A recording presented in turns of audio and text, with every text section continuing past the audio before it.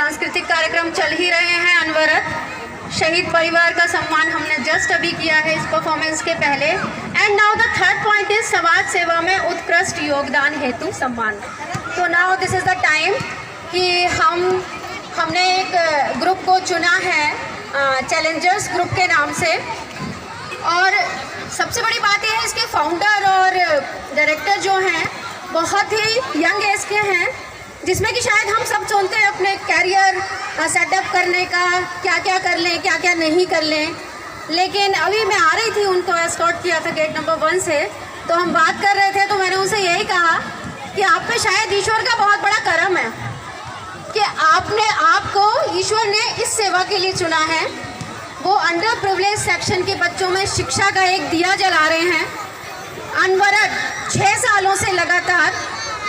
और मुझे तो बड़ा प्रोफाइल देख के ताज्जुब हुआ कि इन 6 सालों में उनकी ऑर्गेनाइजेशन ने इतना ऊंचा मकाम हासिल कर लिया है कि उनके बच्चे चीफ मिनिस्टर से मुलाकात कर चुके हैं, गिनीज वर्ल्ड ऑफ बुक में अपना नाम दर्ज करा चुके हैं किसी न किसी चीज़ में।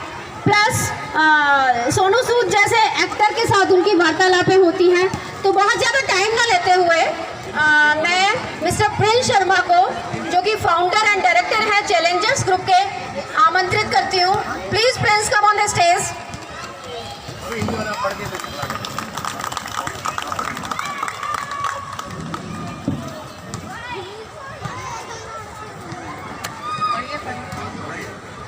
हमने ये छोटा सा प्रशस्ति पत्र टाइप कराया है, मैं उसे पढ़ देती हूँ।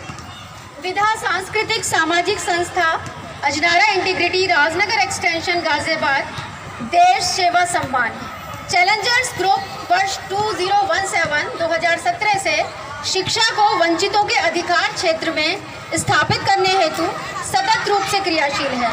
जिन बच्चों के जीवन में अज्ञान रूपी अंधेरे ने निराशा की कालिमा बिखेर रखी थी, चैलेंजर्स ग्रुप के प्रयासों ने उनके जीवन में ज्ञान के प्रकाश द्वारा आशा की नवीन किरणों को बिखेरने का कार्य किया है। आप जिस पवित्र नियत से शिक्षा के क्षेत्र में विगत 6 वर्षों से अपनी सेवाओं के द्वारा राष्ट्र निर्माण में अपना अमूल्य योगदान दे रहे हैं, वह अनुकरणीय है। हमारी संस्था इसकी तहे दिल से प्रशंसा करती है और आपके इस प्रयास के लिए देश सेवा सम्मान प्रदान करती है। तो मैं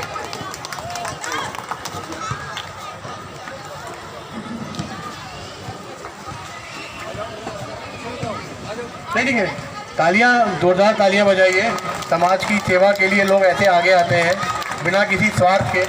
तभी जो वंचित लोग हैं, जिनको वो सुविधा नहीं मिल पाती है, ऐसे लोगों के सहयोग से, परिश्रम से ही वो सुविधाएं जो ज़रूरतमंद है उन तक पहुंचती हैं।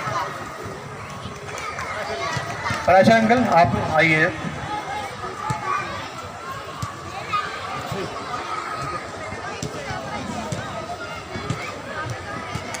बहुत बहुत धन्यवाद। और अब मैं प्रिंस जी से आग्रह करूंगी कि वो अपनी ऑर्गेनाइजेशन के बारे में कुछ हमें बताएं, कैसा उन्होंने काम शुरू करा और क्या क्या आगे उनके प्रोस्पेक्ट्स हैं। प्लीज़।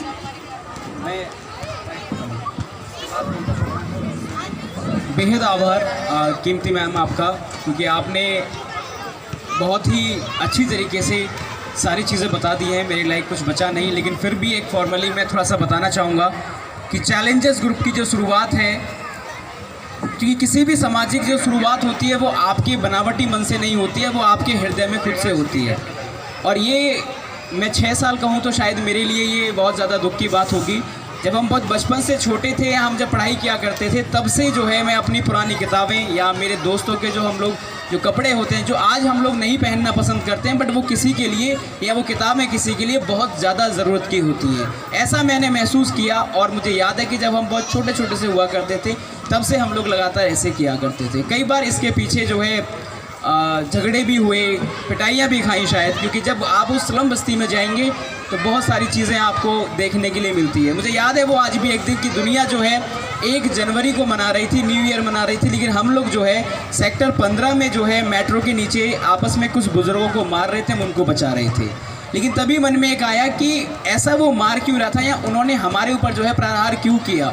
क्योंकि कई बार क्या होता है कि जब हम भूखे होते हैं तो हमें वो रोटी दिख रही होती है, हमें किसी से मतलब नहीं है कि वो रोटी हमें हाथ में दी जा रही है या कटोरी में दी जा रही है। रियल में बात ये होती है कि वो लोग निडी होते हैं। और इसी सोच के साथ में 2017 में, क्योंकि सबसे पहले इसी के बीच में एक चीज़ कहना चाहूँगा कि ये स्टेज जो है आज एक मात्र स्टेज नहीं है, ये गाज़ियाबाद की स्टेज नहीं है, ये अजनारा की स्टेज नहीं है। इस स्टेज पर जो है अमर शहीद जो यहाँ हमारी जो जननी उनकी बैठी है, वो माँ बैठी है, ये पवित्र स्टेज है, इसको मैं सलाम करता हूँ। 25 अप्रैल 2017 की जो बात है, सुकमा के कुछ जवान जो शहीद हुए थे, 25 अप्रैल 2017 सुकमा में छत्तीसगढ़ में 25 जवान शहीद हुए थे और वो भी नक्सली हमले में। उस दौरान मैंने देखा कि अभी शायद त्रिपाठी जी ने एक बात बहुत अच्छी कही कि युवा जो हैं भारत माता की जय एक दिन जो है मनाते हैं। बिल्कुल सही कहा आपने, एक दिन हम झंडा लेके टांगते हैं, एक दिन हम लोग बड़ा हवाई में घूमते हैं। तो मुझे वो दिन आज भी मेरे जहन से उतरता नहीं है कि 25 अप्रैल 2017 को 25 जवान शहीद हुए थे। उस दिन सिर्फ़ और सिर्फ मेरे फेसबुक वॉल पर पाकिस्तान को गालियाँ देते के अलावा और कुछ नहीं दिख रहा था। लेकिन ऐसा मैंने महसूस किया, क्या हम किसी के प्रति अपशब्द बोलने से, ठीक है हमें अपना गुस्सा जाहिर करना हमारा अधिकार है, हमारा हक बनता है, लेकिन क्या उससे हमारा देश भला हो सकता है? क्या उससे वो हमारे जवान जो हैं वो वापस आ सकते हैं? मुझे नहीं लगता कि वो आ सकते हैं। और वो भी मात्र 4 घंटे 3 घंटे आप और सिर्फ करते हैं, उसके बाद हम भूल जाते हैं उस सब चीज़ों को।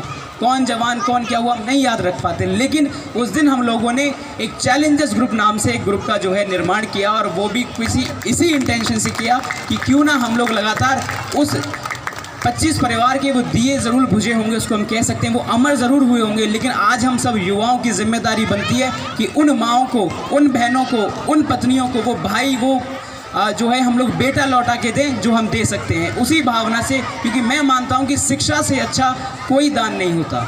मैं मानता हूं कि शिक्षा से अच्छा आप कोई किसी की ज़रूरत पूरी नहीं कर सकते हो। तो क्योंकि हमारे हाथ में और कुछ था भी नहीं, युवा थे, अवस्था आज भी युवा है, उस समय भी युवा थी, तो हम लोगों ने एक दिया जलाया जो कि चैलेंजर्स की पाठशाला के नाम से हम लोगों ने शुरू किया। आज बड़े ही गर्व के साथ में हम कहते हैं कि 1000 से ज़्यादा बच्चे उस चैलेंजर्स की पाठशाला में पढ़ पा रहे हैं। और इसी के साथ में बस क्योंकि बहुत ज़्यादा समय नहीं लूँगा, एक इनिशिएटिव हम लोगों ने लिया। क्योंकि आप जो है युवा होते हैं तो बहुत सारी चीज़ें होती हैं, कई बार ऐसे भी जो है मुझे चीज़ें सुनने के लिए मिलती है, युवा हैं, मन चले हैं, जब तक कर रहे हैं क्या पता नहीं करें। फिर सुनने में आया कि हो सकता है कोई और तो इंटेंशन नहीं है।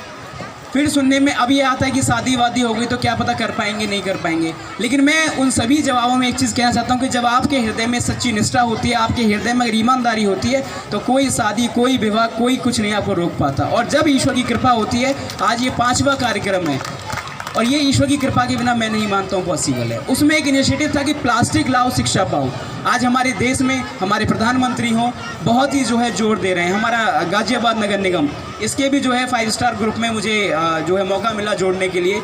यहाँ की ADM, यहाँ की SDM जो है शायद अभी कल परसों ही ट्रांसफ़र हुआ है, विनय जी हैं यहाँ पर, और ADM थी रितु सुहास जी, तो उन लोगों ने हमें मौका दिया। तो प्लास्टिक लाओ शिक्षा पाओ के अभियान के अंतर्गत हमने क्या किया कि जो बच्चे जो कूड़ा बीनते थे, कबाड़ा बीनते थे, उनसे हमने उन चीज़ों को बनाना शुरू किया। प्लास्टिक लाओ शिक्षा पाओ से हम लोग, आपने सुना होगा, मेरे यहाँ बुजुर्ग बैठे हैं, क्योंकि वो आज सभा को जो है, इस ग्राउंड को, इस टेनिस कोर्ट को जो है सुशोभित कर रहे हैं। मैं उनको भी प्रणाम करने के साथ कहना चाहूँगा कि वो लोग जानते हैं कि एक कहावत हुआ करती थी कि एक पंथ दो काज, ये हमने बहुत सुनी है, एक पंथ दो काज, लेकिन जो हम लोग काम कर पा रहे हैं वो एक पंथ 3 काज कर पा रहे हैं। प्लास्टिक लाओ शिक्षा पाओ के माध्यम से बच्चों को निःशुल्क शिक्षा दे पा रहे हैं।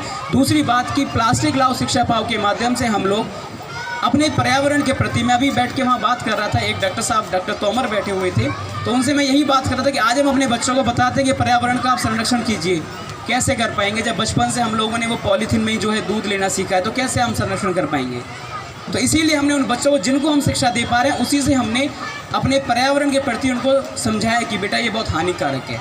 और थर्ड और मोस्ट इम्पोर्टेंट थिंग इसके तीसरा जो हमारा उसका जो कार्य है वो ये है कि उस प्लास्टिक से हम लोग बहुत सारे आर्ट बनाते हैं।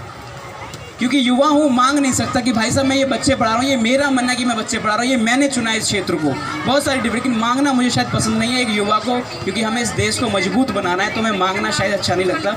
उस चीज़ से हम लोग जो है सशक्त बनाकर, उस चीज़ से हम लोग जो है उन आर्ट पीसों को कई जगहों पर हमने लगाया है, गाजियाबाद में भी है और हमारा SCL फाउंडेशन गेट नंबर 1 के सामने भी है, तो कई जगह पर है। तो इसी के साथ में सारी सफलता में आपने बता दी। एक बार मैं पुनः पूरी टीम, पूरी संस्कृति जो है हमारी सामाजिक संस्था है विद्या को मैं बहुत बहुत धन्यवाद कहता हूँ कि जिस शीर्षक से आपने जो आज नवाजा है, मैं इसका जो है कृतज्ञ हूँ। मैं पूरा नमन वंदन करता हूँ पूरी सोसाइटी, पूरी टीम, सभी साथियों का। जय हिंद, जय भारत, भारत माता की जय, वंदे मातरम। मैं तहे दिल से शुक्रिया अदा कर रही हूँ प्रिंस जी का कि उन्होंने हमें इतना टाइम दिया, और कहना चाहूँगी कि अगर आप इस क्षेत्र में अपनी कोई सेवा कर रहे हैं तो हमारी विदा जो संस्था है आपका पूरी तरह से सहयोग करेगी।